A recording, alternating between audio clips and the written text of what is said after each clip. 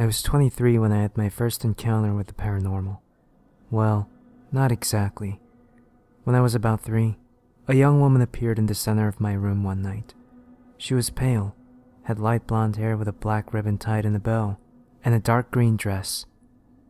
I was sleeping at the top of a bunk bed, but I remember suddenly walking in the dead of night moments before she appeared. She turned towards me and began walking in my direction. I stayed perfectly still, not even breathing.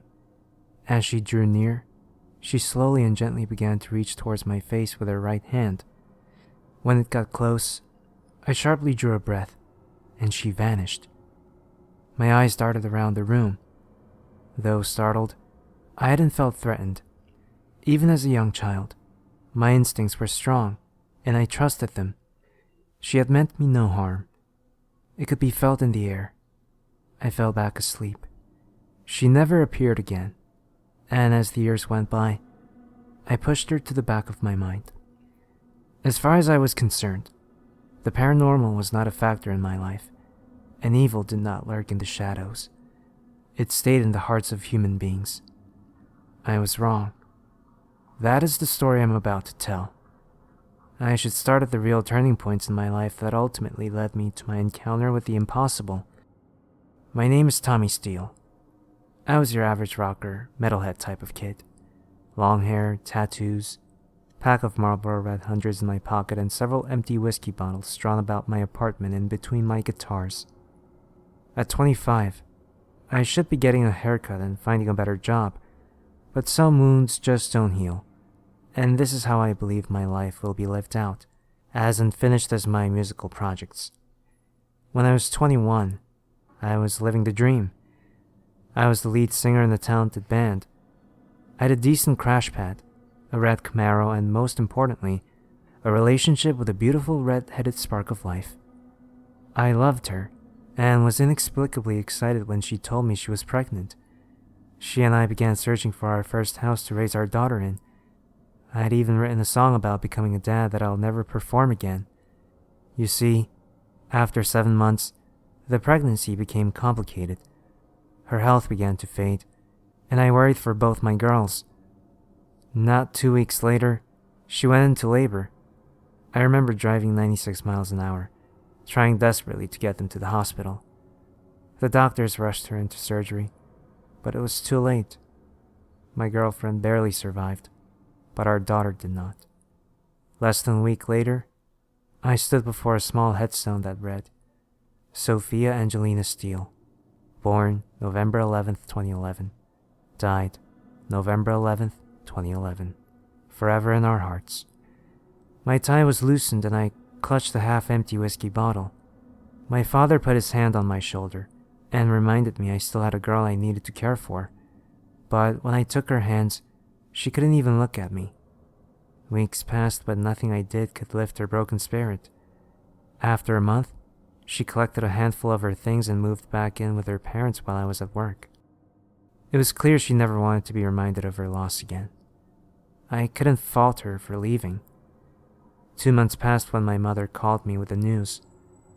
My ex had taken a huge handful of pills, taking her own life. I watched them bury her beside my daughter. From there, I just fell apart. My drinking became uncontrolled, and I began abusing painkillers. Within a year of my daughter's funeral, I was shooting up heroin every day and night. I chugged liquor in between doses. My band fired me for my intolerable behavior, and I'd gone through 3 jobs. I was finally given an intervention and checked into a renowned rehabilitation clinic 2 states over. After 6 months, I was finally clean again and returned home to Kentucky to start over. My parents took me back in their home just before my 23rd birthday, and that's when things got strange. As part of my rehab program, I needed a job and was encouraged to spend time in the outdoors. I found a job as a park ranger for one of Kentucky's largest forests. 2 birds with 1 stone, I thought. The best part of the job was patrolling the trails. I would follow said trails and smoke cigarettes, trying my best to focus on the fact that I was alive.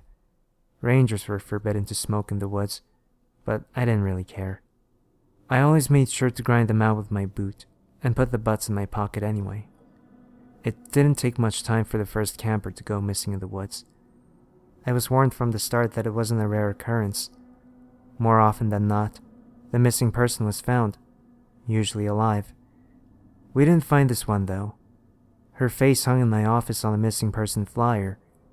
As the days went by, I paid special attention on each of my patrols, staying out closer and closer to dark. One day, I came into work and there was another flyer. Still fairly normal for tourist season. I didn't have any sense of alarm when I went out to search for him. I located his campsite just before dusk. There was clear evidence of trouble. The tent had a large hole ripped through it, and the supplies were scattered about. All of the food rations were untouched, making an encounter with a bear unlikely. Shell castings from a 9mm handgun littered the ground. At least 7 shots had been fired at something, but there was no blood. I radioed it in, and my supervisor, Frank, informed the police I'd be taking them up to the scene at first light.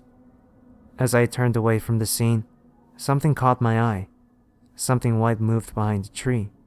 It was so quick, I wasn't sure it had been there at all. "Hello?" I called out. Silence. I shook it off and headed back to base. In the early hours of morning, I led the state troopers up to Grid 16.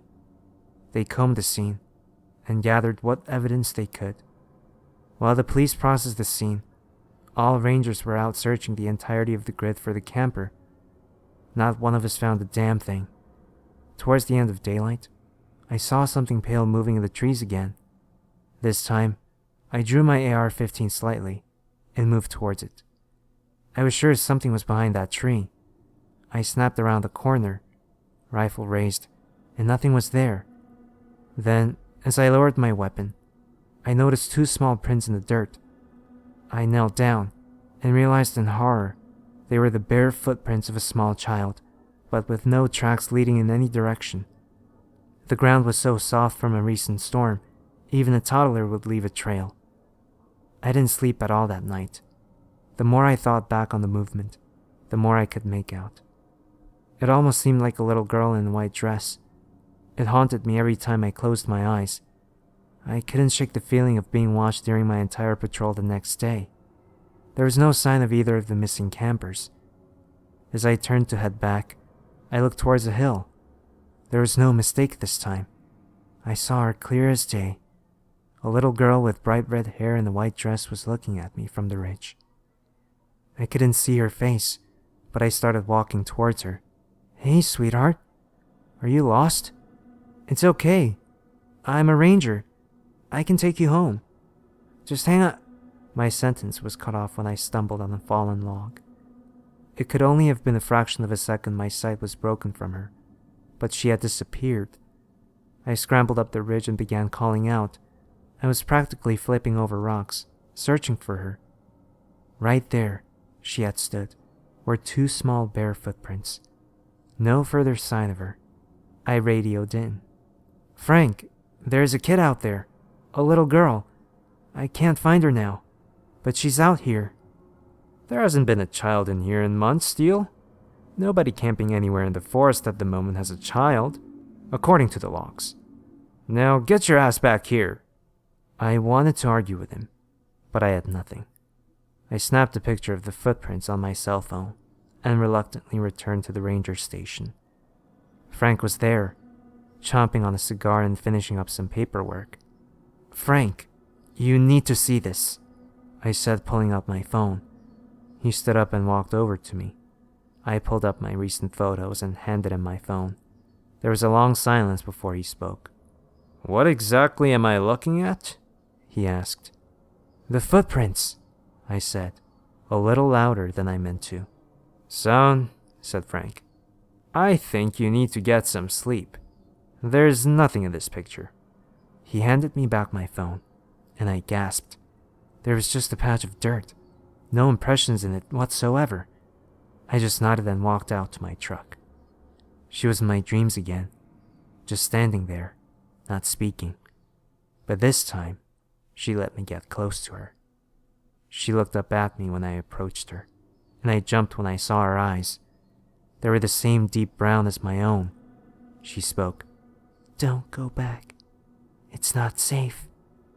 Her voice sounded so far away. It had a slight echo that made it sound like she was speaking into a coffee can. She closed her eyes, and at that very instant, I woke up. Her words were on my mind the whole time I drove my rusted-out pickup truck to work. Immediately after entering the station, I knew something was wrong. The state troopers were speaking with Frank about more searches. "Steele!" he shouted. "We got a whole family missing now. Man, girlfriend, little girl. Get your gear and start your search in grid 16. I nodded and rushed to suit up for the search. A whole family missing was unheard of. As I stepped out of the truck and onto the trail, I had a feeling of being watched again. But this was different. It was as if something angry was glaring at me. It was an unnerving feeling I couldn't shake, but still I gripped my rifle a little tighter and pushed into grid 16. The feeling only grew worse as I walked deeper into the forest. 5 people had gone missing in a week, with no bodies recovered. This was unnerving even to the veteran rangers. The campsite was only a few miles from the last one. It had been ransacked as well, and there were 4 shells from a shotgun lying on the ground.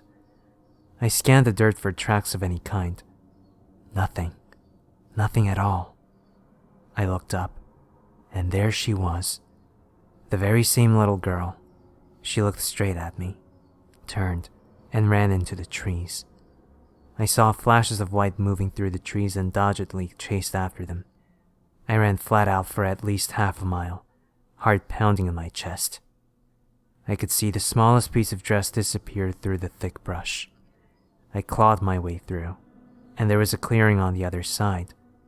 Ahead of me, the little girl stood before the opening of a cave I had never seen before. She turned on her heel and walked into the darkness of the cave. I followed. Inside the cave, the path led steeply downward. I held the rifle to my shoulder in one hand and drew my flashlight with the other. I made my way further and further down until it grew cold. I must have been 50 feet underground or more. Every hair on my body stood on end when I heard a noise ahead of me. I took a deep breath and turned the corner. The sight was horrifying. Clothing and bones everywhere. In the center were 5 filthy, injured, but miraculously alive people. Even in their state, I recognized them as the 5 missing campers. "I'm a ranger," I called out, lowering the rifle. "Are you all okay?" The man who had been the second abductee stood. "You have to get us out of here," he shouted. "It's coming back! It's coming back!" I noticed his shirt was slashed. There were bloody wounds on his chest that looked like a gigantic bear had swiped him. "Okay," I said, trying to keep the panic out of my voice. "Everyone, get behind me! We need to get out of here right now!" The other man cradled his daughter and helped his girlfriend up. The woman had been missing the longest was clearly weak from starvation. She did not speak, but her eyes darted in every direction. She was terrified. They all fell in behind me as I started up the path back to the outside. Upon reaching the mouth of the cave, I scanned the area. Nothing. No little girl, no bear, nothing. I quickly lit a cigarette to calm my nerves a bit, before giving the order to move. "Clear, let's go," I whispered. One by one, they crawled through the underbrush to the other side. I went last, and as I came through, I felt that same horrible presence as before. My group hadn't gone more than a couple 100 yards when we heard a howl. I froze instantly. The cigarette dropped from my lips. The sound I had just heard didn't come from any animal I knew. It was a gut-wrenching, horrid noise. And that's when I noticed all the sounds of the forest. Birds, animals, even the bugs had completely stopped. There was utter silence. I looked to my left and the girl in white was standing beside me. She said only one word. "Run." "Come on, we gotta run for it!" I shouted at my group, and we tore off into the trees. Over my thundering heart, I could hear something big tearing after us. I slowed enough to let the others pass me, and began firing at the rustling trees behind. There was another howl, but this one sounded like pure fury. We kept running. The lone man was the first to fall. He tripped, and we didn't even slow down. I heard him scream, and then abruptly stop. The lone woman was next. She was simply too weak to continue running. She dropped to her knees, closed her eyes, and wrapped her arms around herself. I didn't hear her scream. Lastly, a man carrying his baby stepped into a small hole in the ground at full speed. His ankle snapped in a horrific crunch, and both he and the baby hit the dirt. They had been running ahead of me, and when they fell, the mother stopped and ran back towards them, screaming at me to help. "Don't!" I yelled. "It's too late! Come on! Come on!" She had just reached them when something pitch black burst from the trees and was upon them. I fought back tears as I heard their screams, and the baby's cry. I could make out a flash of white ahead of me making straight for the trail. The beast was still after me, but I could hear voices from the trail ahead. I didn't have enough breath to call out. I just kept running. The trail was just yards ahead when I felt a sharp pain just above my ankle. My leg gave out and I collapsed. I turned around and saw it. Good God, did I see it. A horrible black mass of a beast. Piercing yellow eyes, and a snout and fangs like a wolf's. Its whole body was nearly transparent. I could see the outline of a heart. It wasn't beating. The next thing I saw was a flash of massive claws, and a sharp pain in my chest. My finger squeezed the trigger of my AR, but the rounds passed right through. Blood gushed from my chest, and I began to black out. "Over here!" I heard Frank's voice shout. "I heard shots!" I could hear police dogs barking. My eyelids began to flutter due to the blood loss, and the thing was now just a black blur with those shining yellow eyes. I swear to God, those eyes narrowed in anger, and the creature vanished into thin air. Shouts for a medic were the last thing I heard before blacking out. Next thing I knew, I was floating in and out of consciousness in the hospital. I saw a few doctors, heard a few cops, and I distinctly heard Frank having some sort of discussion. I don't know how he survived. The bear must have stopped chasing him. With wounds like that, he couldn't have run far. "Any sign of the missing campers?" asked the other voice. "None," said Frank sadly. "Not even the baby." I looked down at my chest hours later when I next awoke, and could see the bloody bandages covering my mechanical heart tattoo. I could tell they had racked across the design. Something else caught my eye. The little girl from the forest was standing beside my bed. I tried to speak, but being intubated made it impossible. I could hear her whispering to me as I was losing the fight to stay awake. I made out her words. "He has your scent now. He'll never forget you or let you go. I try to warn you. I can't stay any longer. I'm sorry, Daddy." That was 2 years ago. I never saw my little girl again. The Rangers never found the cave, or that damned thing. I quit my job and stay far away from woods of any kind these days. I'm living under a new name in Arizona. But even here in the desert, I can still feel that agonizing glare every now and then. And each time I do, I fear I'll see those horrible yellow eyes in the darkness once more.